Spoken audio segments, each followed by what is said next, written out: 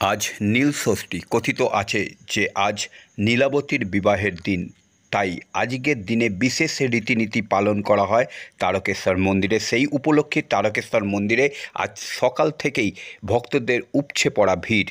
রাত 9টার পর মন্দিরে বিবাহ সম্পর্কিত বিশেষ পুজো পাঠ করবেন মন্দিরের মহন্ত মহারাজ।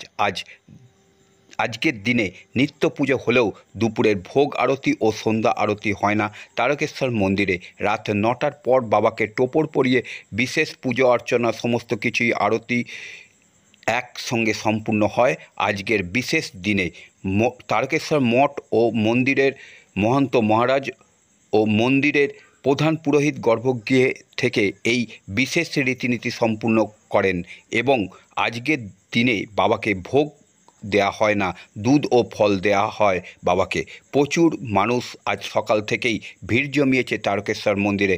বাবার মাথায় জল ঢেলে ধূপ ও বাতি জ্বালিয়ে ফল আহার গ্রহণ করে উপবাস ভঙ্গ করে রমণীরা। তাই আজ সকাল থেকেই লোকারণ্য তারকেশ্বর মন্দিরে অপ্রীতিকর পরিস্থিতি এড়ানোর জন্য বিশেষ পুলিশ প্রশাসনের ব্যবস্থা করা হয়েছে। গাজন মেলার শেষে পর্বের নীল ষষ্ঠী উপলক্ষে মহা ধুমধামে তারকেশ্বর মন্দির চত্বর মেতে উঠেছে।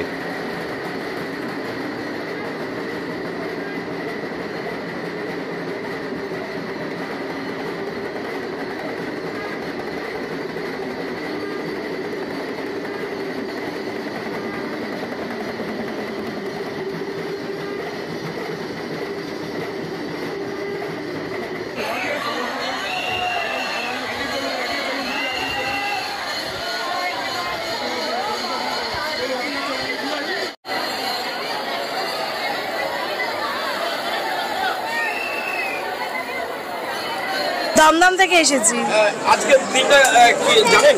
হ্যাঁ, আজকে তো মহাদেবের বিয়ে, নিশ্চয়ই জানি। আর যেহেতু সন্ন্যাসী প্রতি বছরই আসা হয়, এই জন্য প্রত্যেকবারই আসি।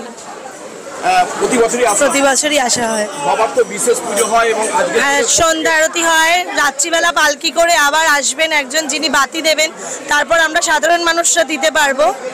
এটা প্রতি বছরই আমরা আসি এই সময়।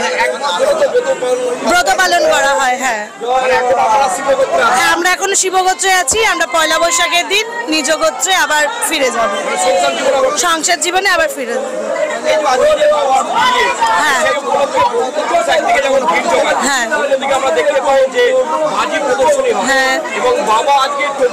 হ্যাঁ হ্যাঁ হ্যাঁ জানি জানি, যেহেতু আসা হয় এই জন্য সবই তো জানি। আজকে তো সবাই আমরা বাবার বরযাত্রী, তাই না? বাবার বিয়েতে এসেছি। শালবনী রয়, দমদম থেকে।